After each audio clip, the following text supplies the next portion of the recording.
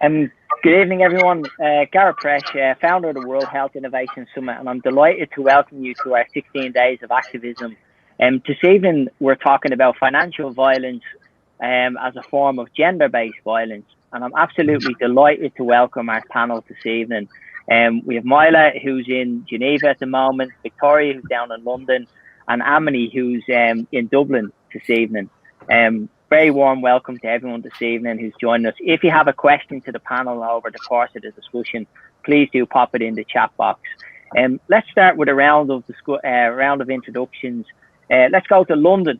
Victoria, pleasure to have you join us this evening. Please tell people who you are, what you do, and where you come from. Thanks, Gareth. Thanks really for inviting me along to have a chat about this really important subject that's very close to my heart. As you say, I'm Victoria Thompson. I am a technology lawyer by background and training, and I've spent probably the best part of 15 years of my life inside banks, helping them think about digital transformation and their digital journeys and how they engage customers with delivery of their services, from retail products through to investment and private and high net worth individuals. And up until just before the global pandemic, I was quite happily going along with that career. And then I kind of started to think about what the future of financial services was and what was needed. And I think the COVID-19 pandemic has really shown that we really do need a different way of approaching financial services. And that led me and friends and colleagues from my journey across the fintech spectrum to come together and put ForAid together, which is about distributing aid to the charitable sector and using really financial services to really deliver impact and to develop a banking as a service option for impact banking. And so we're working on some really exciting projects in the UK, which is sponsored by the UKRI government grant that we've had, and also developing new neobanks that are impact banks in Africa and Latin America and the Caribbean. So that's me. My journey with financial and economic abuse really started when I was a law student, and I found myself volunteering a lot in women's shelters and helping women in financial distress. I've also personally been in a relationship that was slightly financially abusive when I was younger, and it's been a personal journey as well. So this is something that's very important to me, and I'm really glad we're drawing attention to it because more needs to be paid. Thanks a million, Victoria. And Amani, if we come to you in Dublin, can you just give us a little bit of a background from your perspective? Yeah, hi, hi everybody, good afternoon, good evening, sorry. My name is Amani. I'm from Dublin at the moment. I did a research in a gender pay gap, and I'm working as an auditor at the moment. I think I had lots of experience, and when we talk about gender-based violence, usually we focus on its physical and sexual. So I think also it's very important, and it's huge, a huge problem that we have it's very important to draw attention to the type of economics and financial violence experienced by women. I think it's globally 1 of 3 women experience financial violence. It's a huge problem which we need to understand. So in many cultures around the world, especially in Palestine or in Middle East, in general, teach young boys and men that being aggressive and controlling, that's from the nature. I think. Sorry. Yeah, no, I think that's, what we'll do is we'll ask Mila to do a short introduction and tell us a little bit about your background, Mila, from Geneva. Yeah. So I'm an investment advisor with a bank in Switzerland. Switzerland is interesting because, I mean, gender-based violence is really a global issue. It's definitely very at the top of the list of issues in many developing countries. But just to say that also in developed countries, we have no reason to tap our shoulders, because even here you have a lot of issues when it comes to gender pay gap, to lowly paid people, to women with the divorce rate we have who end up as working poor. Even in rich Switzerland, I mean, we got the voting rights as women in 1972 in Switzerland. In the last canton, they were forced to basically adopt the women voting rights in 1991. So just to be clear, a woman in Switzerland was not allowed to open a bank account without the permission of her husband, or take on a job without the permission of her husband, till 1985. So, like it's everywhere. It's really everywhere. And of course, in developing countries, women suffer much more. It's obviously also a cultural issue or an economic issue. But at the same time, we have no reason in the developed world to get on a high horse. I think that's very important to point out, that here are a lot of financial issues for women, especially for single moms. I grew up with a single mother who she was clever. She made sure she's not dependent financially. And to be fair to my dad, that was not an issue if he's watching. But it's just the how you educate your girls, how it's everywhere extremely important. And of course, in the developed markets, you have more access as a girl. You're forced to go to school. The parents are forced to send their kids to school, independent of the gender. So already girls have access to education. But even here, you have to make sure that girls understand their choices, and how important this is to be financially independent, because that really is, a door to happiness. As it sounds crude, but money really makes things easier. You don't need too much of it. That's not necessary, but enough of it makes your life. And this is a conscious message that should be given to even our girls. I have a daughter of 5.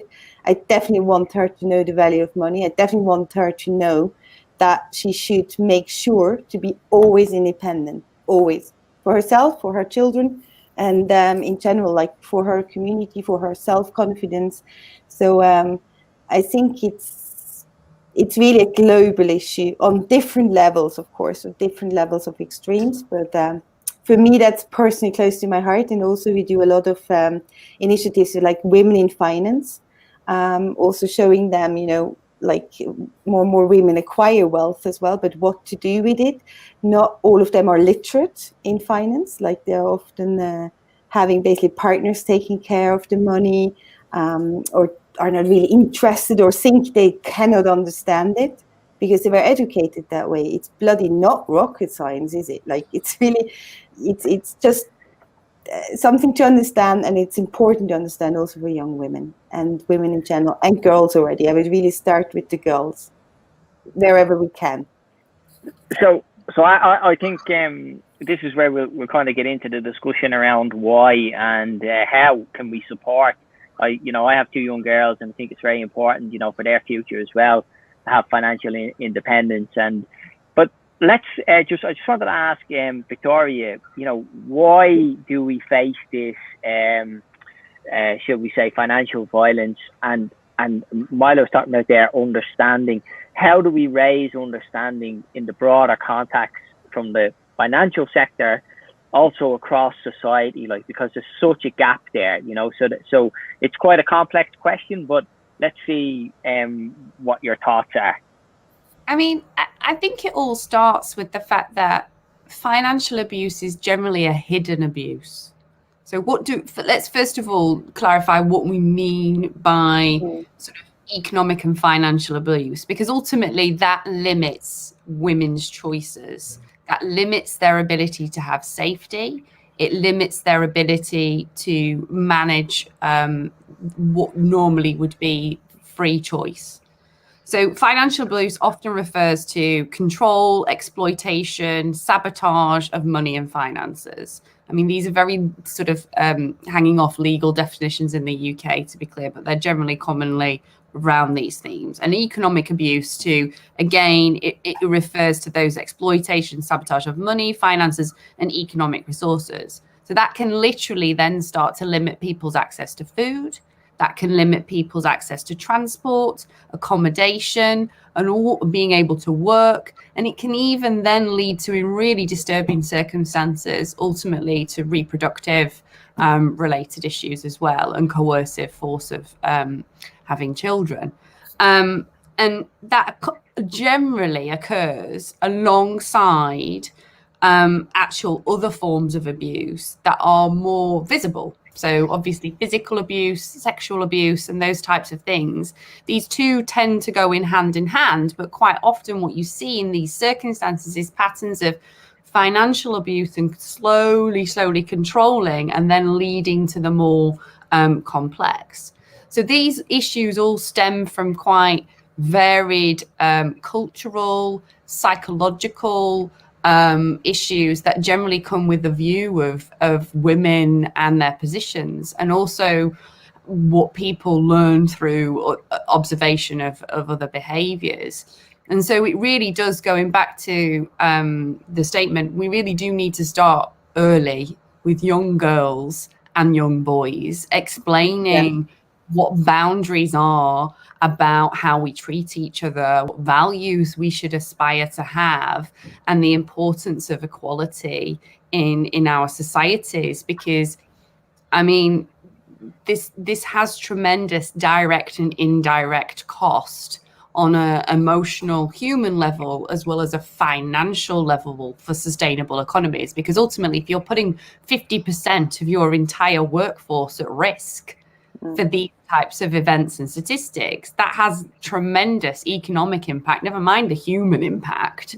And I think this is something now, I think when people have started to calculate the economic cost of what this is, because more and more as we get into middle class Western society growth and this coming into emerging economies, we're realizing what's the impact of 50% of the population not being able to earn, because these types of abuses seriously impact what women can do, because either their partner or some family member chooses to take this step into their life and start to use financial means to control them and to dictate what they can and cannot do.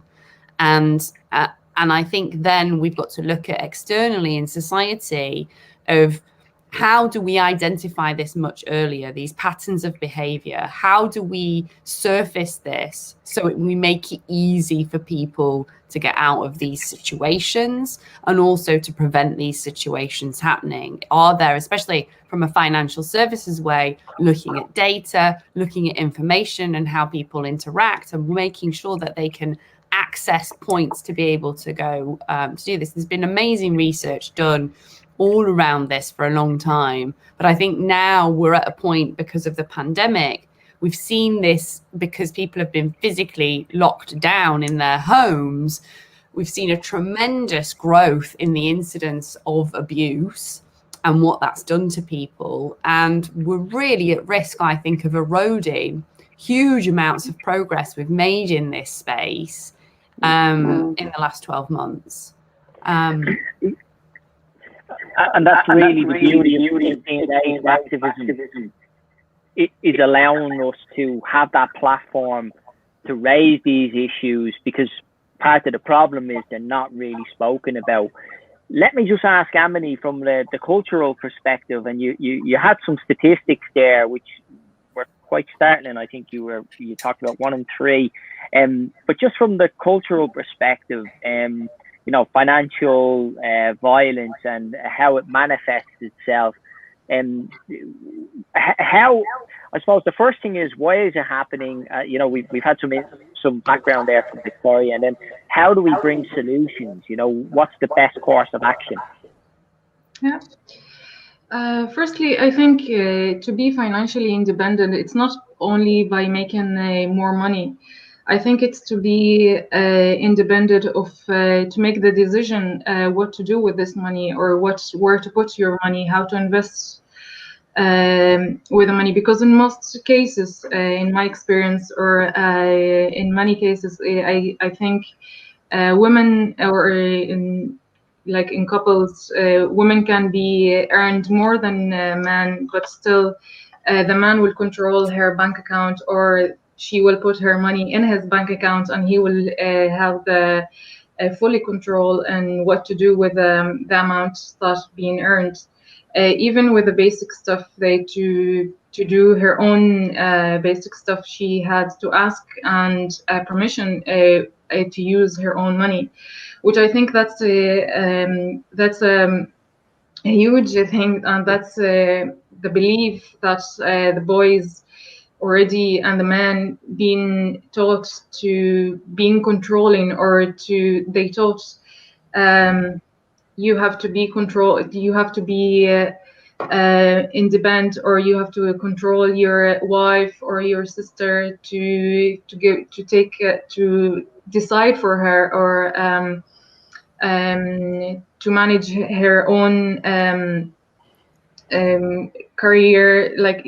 So the problem, the man mostly, or in many cultures, the man always being supported to choose, or supported for the decision of career, but woman was left behind because there's something else to focus on. They, for example, just to be at home, or like home care, or other things, but not money, and not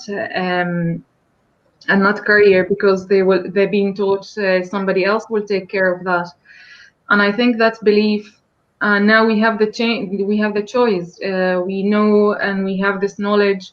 And I think by saying knowledge, it's not enough just to know and to learn about the human, to learn about it. It's more important that we use and to put this knowledge in action to get the power, because knowledge itself, it's not enough for change. And as I said, it's mostly the reason for that. It's very especially in Palestine or in Middle East, we always being taught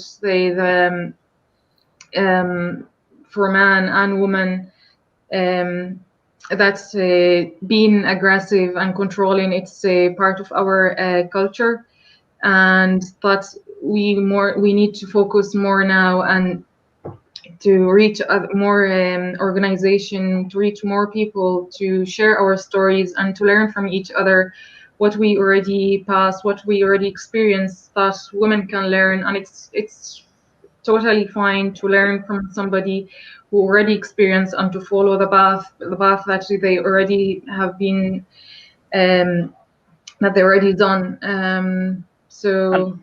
And I don't think it's just necessarily in the Middle East. I think this is a broader issue, as definitely, Myla was saying. I was going to ask Myla, we need to also look at wisdom. So having the knowledge, as Amani is saying, is one thing, but we have to have the wisdom to pass that down, in terms of how do we share that knowledge, starting early, as Victoria was saying, and yourself were saying about, schools, but I genuinely believe that this solution, has to come from both parties, male and female, working together collectively in one united front, in terms of bringing up the pay gap. And one of the things that, if we just start to look at, shall we say, the women who are underrepresented in senior positions within firms, for example, if we just start talking about this area now with yourself, how do we break that shall we say, stigma within hierarchy? I know there's I read a figure recently, senior board members, it's such a low percentage are women, which is so surprising. When, look at the capacity that women have, it's just, there should be a fair and even keel. How do we begin to tackle that? It's one of the things on the SDGs, that we need to focus on. I honestly think, like, I'm usually someone who, you know, like, really looks out for meritocratic reasons to promote people or employ people, etc. But the more I see into that topic, the more I'm for quotas, actually, because the problem is that the old ways is basically boards are still white, male, middle-aged mostly, and the thing is, it's a natural psychological thing to do that you are more comfortable with someone that is like you. So you're more at ease to hire someone or welcome into a board that is same thing, right? But this is also a danger for cooperation because same thing doesn't help in a strategy, in a fast-moving environment. You need diversity, and it's not just gender diversity, it's also racial diversity, it's age diversity, it's background diversity. You have every interest to have that, because otherwise you have blind spot and same thing, and this is not healthy from a profit perspective either. So I mean, you have plenty of examples where this kind of stuff went completely wrong. For example, Theranos, you know, this super hyped unicorn back in, when was it, 2017, 2018. It was led by a young woman, actually, 30 years old. And but the board was completely male, middle-aged, mostly military background. None of them had the medical background, when it was actually a medical company who claimed they can do something with blood sampling that they couldn't. It was all rigged. There was no oversight. They had no background in that, and they were often not even attending the board meetings. So, you know, oversight is better with diversity. That's proven by many studies, McKinsey, Bank of America, Merrill Lynch, the UN, etc. It also is proven that corporations who have diverse boards have a better share performance or operational performance. Now, there is always a challenge to prove the causality. You know, is it that more woke companies employ more diverse backgrounds and they would be anyway more successful? Or is it really depending on hiring diverse? For me, this question is for naught, to be honest. I think we have the kind of moral obligation to be an inclusive society. So it doesn't matter at the end of the day if it's causality in this or that direction, it doesn't matter. Blind spots are bad, and diversity helps against it. Plus, why should be certain populations or minorities be excluded just because we like to hire the same as we are? I mean, this really needs leadership. This needs men to rethink.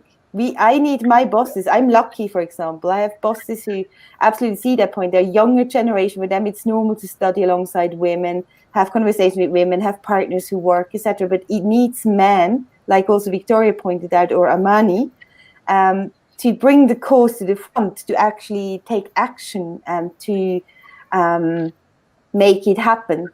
And like it's legal, where we need, like, for example, in Switzerland we have the Equality Act since it was agreed upon 2018 and went into power in mid 2020, where every company which employs more than 100 people has to go through a review to review the gender pay gap, like basically same work, same value, right? So there are reviews to try to close it. It is needed. Always, like, the market will not regulate this. It will not regulate this automatically. No way.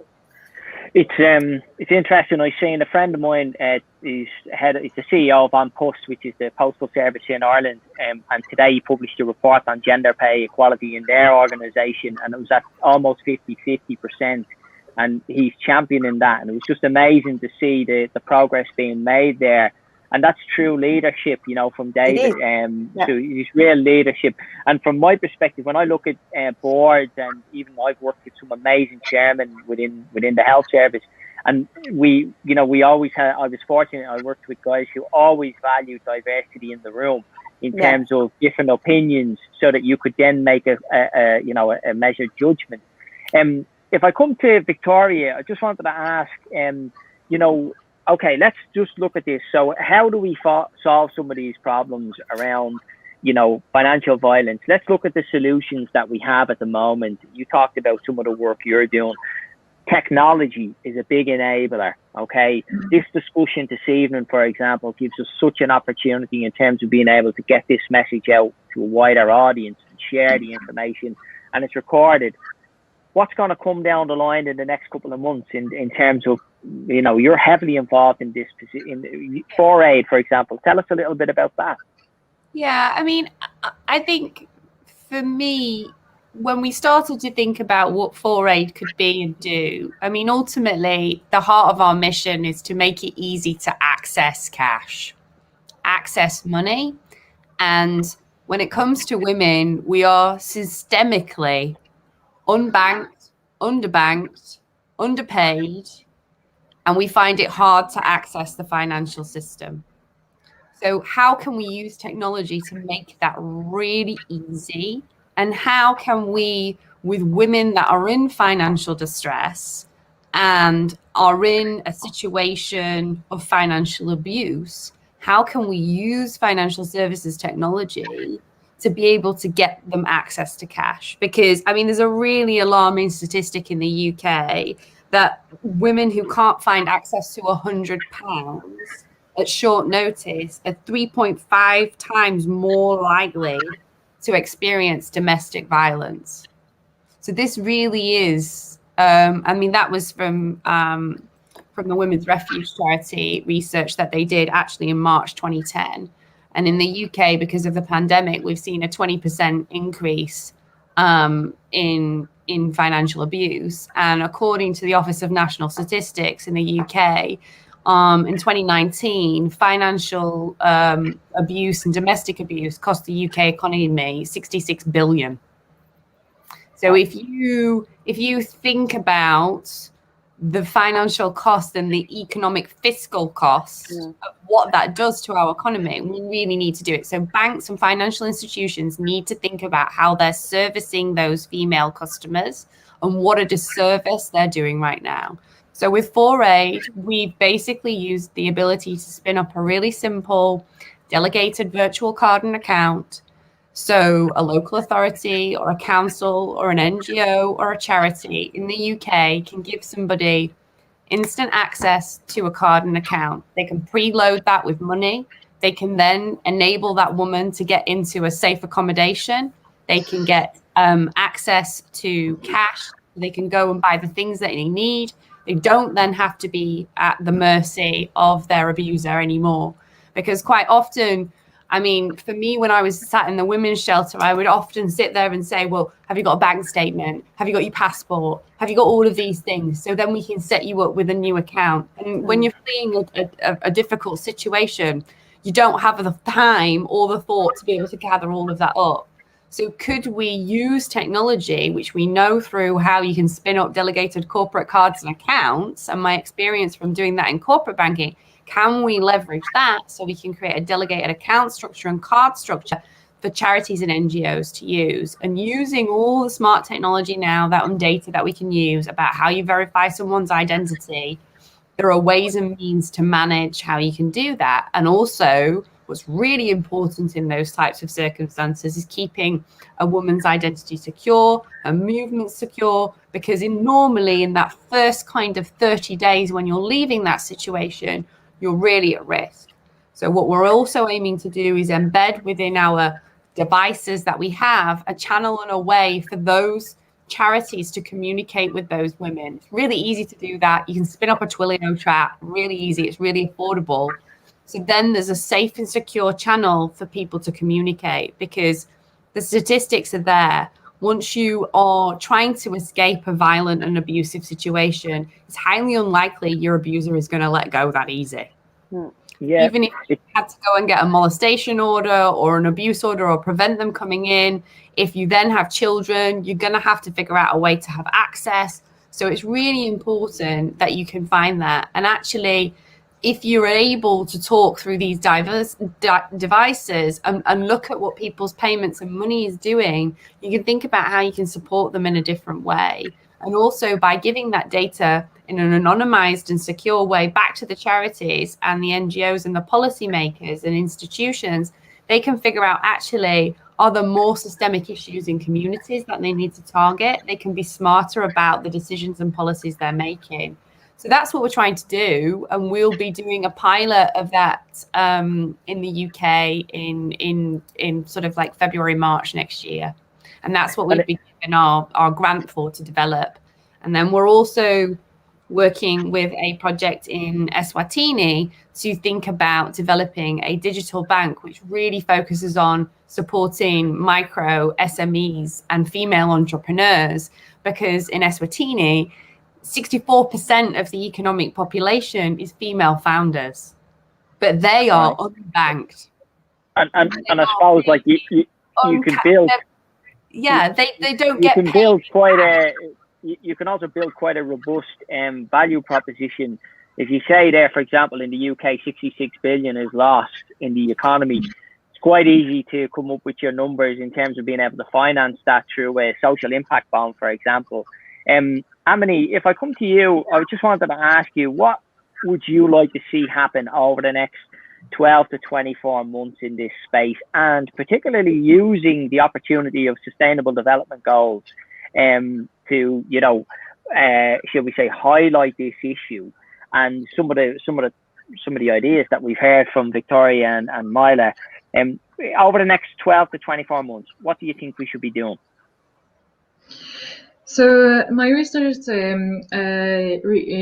research was about the gender pay gap, and statistics bodies showing very slight change on gender pay gap. So I think it's as I said, the knowledge, or to share it, to reach more people, as you said, technology, to communicate with each other, to share our story, and to learn from each other. It's I think the most important. Even to find a way in school, to teach in school, we never learn how to manage our money and what to do with our money, how to make more money even, and if you got money, like real situation, to put us in real situation in a very basic way, for half an hour a week, but at least to mention that in schools for a very young age, to put us in real situation that we have every day, and to try and to let us think about it, because most of us, we don't think and we don't see it as a problem. Well, the more we think about it, the more we talk about it, I think, and the more from young age we start to see the problem and start to find a solution for it, that I think that we can manage to at least make if it was a very slight change, but at least to make this change. So I think the more we provide economics opportunity for women, and to understand and to inform their rights, to reach out men and change sociality beliefs, I think that's very important. And the attitude, I think the attitude as well, that the attitude, I mean, that promotes exploitative behavior are urgently required. It's required to change, and as I said, to think about it in a different way, and to put us in real life, as I said, to put the kids in schools, or to try to find a way to explain more and talk about it more. Absolutely, and I think, you know, one of the things I would say is, and I'll give the final word to Myla here. We have programs within our WIS Kids programs, for example, where we're going to introduce, you know, financial matters, which is part of our journeys, so that gives us a great opportunities to engage at a school level, and then that can work its way up through the communities as well. Can I just ask, who do you think takes the lead on this? Is this civil society, this government, is this banking sector? Who is the one that needs to show the leadership here? Or is it a multidisciplinary approach? What would you like to see happen, Myla? I think it's really multidisciplinary. What Amani pointed out, and also Victoria, it starts with kids, like to have financial literacy from a very young age. I think it also shows, to make sure that already young people understand that money, to have money, to be your own,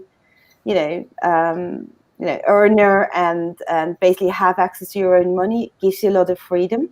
And also, it depends on, on the cultural level, nothing changes easy, but I think definitely the self-value of women and to open your eyes what partner you choose. I mean, this is unfortunately, still one of the biggest, variables in a female's life, and that's across the board. This is not just in Palestine. This is also really here. Do you have a supportive partner who shoulders childcare as much as you, encourages you, makes it happen that you can work in a career that it requires your time and attention? Is there really work share, etc.? These are, on a societal level, it is extremely important that there's a rethinking. And I speak from Switzerland, okay? We still need to do that too. That's like in the developed world, we're still not there. And of course, the corporations have a big responsibility in taking the lead to enable not just women, but also other so-called minorities to break through glass ceilings, to give flexibility, to give different benchmarks. Like if you as a woman are measured against the white male benchmark, of course, you kind of are an outlier because you're different. Your setup is different. Maybe you're a mother, you carry a bit more of the childcare. You're the one in maternity leave. I mean, in Switzerland, you don't have paternity leave. You're lucky if you get 2 days, like 2 days. Yeah. You want 2 weeks. It's a big thing. So you do, by definition, shoulder this kind of stuff. So there is a lot of, if you would make jobs more flexible where you can, this would help women, mothers so much. And it's still like sometimes so regimented. And there are laws. The governments definitely have to step in. They have to force corporations into the right way. There are many, many layers that have to be adjusted and have to be guided into the right direction. And it will take generations. I mean, the younger generations are already more used to, that diversity is a thing and everyone can do everything. And it's on the intellectual kind of scaling there. Yeah. So, but it takes time. It takes time, but we have a responsibility, that's for sure, on the corporate side, on the financial side, to bring this topic. Schools have a responsibility. I don't see that in our schools. And I would like to see that in kindergarten already, to be honest. But I think, Gareth, I think let's be honest. If corporates all stood up and did the right thing, and they were actually seriously thinking about this could really change significantly fast. And if you thought, there's more and more obligations coming on to corporates to report about their approach to dealing with these issues and equality and diversity, and their statistics around hiring, their statistics around salaries and remuneration. There's much more obligations coming in, and with ESG reporting and all of those types of obligations coming down the line. But I think it's about corporate values, and making those changes that needs to happen is really, really hard. And that's going to take a real cultural shift in the C-suites. I mean, in financial services, we've seen a stream of women now get seriously high profile roles in tier one sort of Western banks, which is amazing to start to see. So I think just to finalize the discussion, because we're just about out of time, and I agree with all these points are fantastic, and I agree with them, and it's about the leadership, it's about the values. But I also would like to say that there is hope around the corner, because if we look at the future of society and the future of business, for example, will be aligned to societal values. So you'll see how quickly these technology companies have grown, for example. You'll see that emerging in new economies in Africa, and they're young economies. So they have a great opportunity to have a competitive advantage to switch.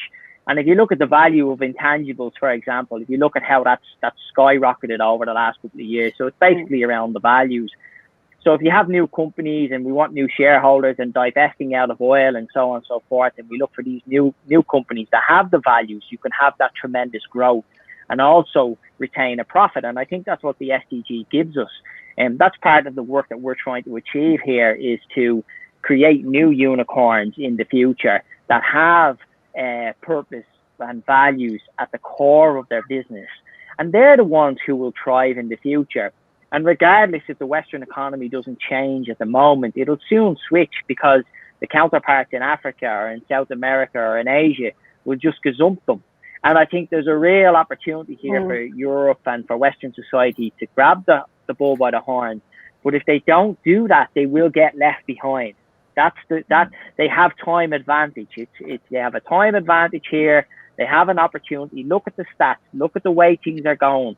Look at the future of business. Look the way society is gearing itself up. If you're not aligned to the SDGs, if you're not around corporate values, if you're not investing in the future, which is around purpose, you're going to be left on the sidewalk. And also, when you come to investing, your investors are the futures, where you get, your fake groups and others who are pumping money into these corporations, the top 500. They will look and see, are you delivering on the SDGs? And if you're not, you'll be just left behind. And there are even initiatives, Gareth, from like stock exchanges coming up. Like even Nasdaq 100 is considering actually to say that only stocks can get listed that have a certain amount or a certain effort in terms of diversity in the board. So these kind of things, it's coming, absolutely. And it's been in the pipeline since the Millennium Development Goals, because we've been fortunate to work with Michael Muller, Roland Schatz, and Alfred Berkeley, who set up NASDAQ, for example, and these corporations. So, we understand that. We have the SCR 500, which we're launching, or which we have in terms of funding. So there's a lot of opportunity there. But my final word is just to thank you guys for it this evening. Thanks for those who've joined us. And just to mention that we have a couple of sessions coming up. Our next session is on human trafficking, modern slavery and gender-based violence. And then on the 8th, we're talking about women in healthcare, gender-based discrimination and workplace harassment. And then we're looking at policing. And then we finally finish with the UN SDGs on the 10th to the 12th. So just from myself, Mila, Victoria and Amani this evening, I just want to say thanks for joining us. And thanks for taking part in the 16 days of activism and Orange the World. And we look forward to seeing you again on our next webinar. So thanks, everyone.